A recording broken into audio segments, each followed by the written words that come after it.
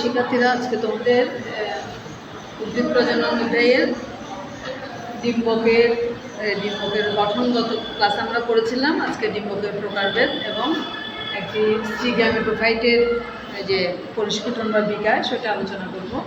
একটু দেখো তোমরা, আমরা ডিম্বকের গঠনটা যে করেছিলাম, যে ডিম্বকের গঠনটা করেছিলাম এটা হচ্ছে একটা অধোমুখী ডিম্বক। অধোমুখী ডিম্বকটা আমরা যেটা বলছি যে এই ডিম্বকটা এরকম ছিল। তাহলে ডিম্বক হচ্ছে 4 ধরনের। একটা হচ্ছে ঊর্ধ্বমুখী, অধোমুখী, পার্শ্বমুখী এবং বক্রমুখী। ঊর্ধ্বমুখী মানে কি?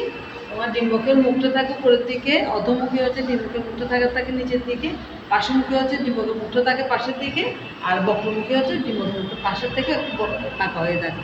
এটা হচ্ছে বক্রমুখী। এগুলি চিত্রগুলো আমি একটু আঁকার চেষ্টা করছি ছোটো করে।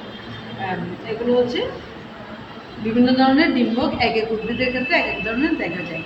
এখন আসো যে স্ত্রী গ্যামেটোফাইটের যে গঠন, একটা পূর্ণাঙ্গ যে ভ্রূণতলী গঠিত স্ত্রী গ্যামেটোফাইট যে সৃষ্টি হয়, স্ত্রী গ্যামেটোফাইটের বিকাশ,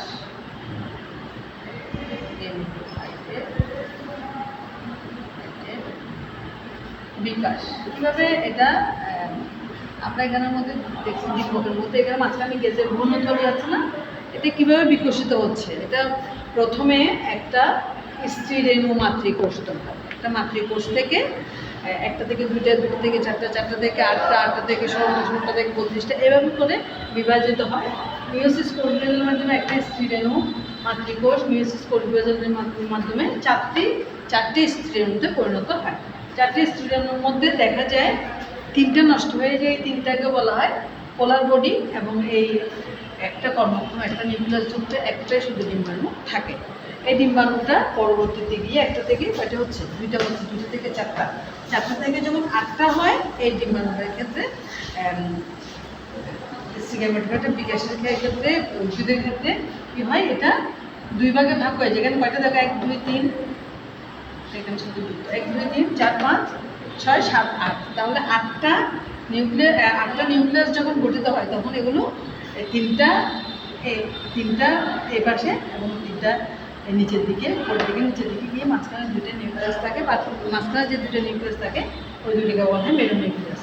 এবং পরবর্তীতে গিয়ে দেখা যায় মাঝখানে যে ডিম্বাণু যেটার সাথে শুক্রাণুর সাথে যেটা নিষিক্ত হবে ওইটা থাকে মাঝখানে, আর 2 পাশে যে 2টা কোষ থাকে ওগুলোকে বলা হয় সহকারী কোষ, এবং এই নিচে তার থাকে নিচের এই কোষগুলোকে বলা হয় প্রতিপাদক কোষ, আর এটাকে বলা হয় সেকেন্ডারি নিউক্লিয়াস। তাহলে প্রতিপাদক কোষে অ্যানসংখ্যক, ডিম্বাণু অ্যানসংখ্যক, এবং এই জায়গায় গিয়ে ডিম্বাণুর সাথে শুক্রাণু কী হয়, মিলিত হয়। ডিম্বাণুর সাথে আমরা স্ত্রী গ্যামেটোফাইট যৌন জননের ক্ষেত্রে স্ত্রী গ্যামেটোফাইট এবং পুং গ্যামেটোফাইটের বিকাশটা কীভাবে হচ্ছে আমরা দেখলাম।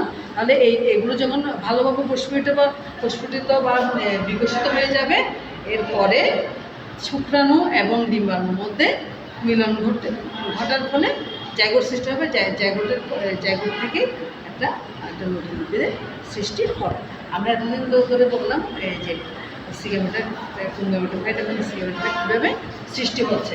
এখন এটা হচ্ছে একটা পূর্ণাঙ্গ ভ্রূণতলী দেখো সৃষ্টি হয়ে গেছে।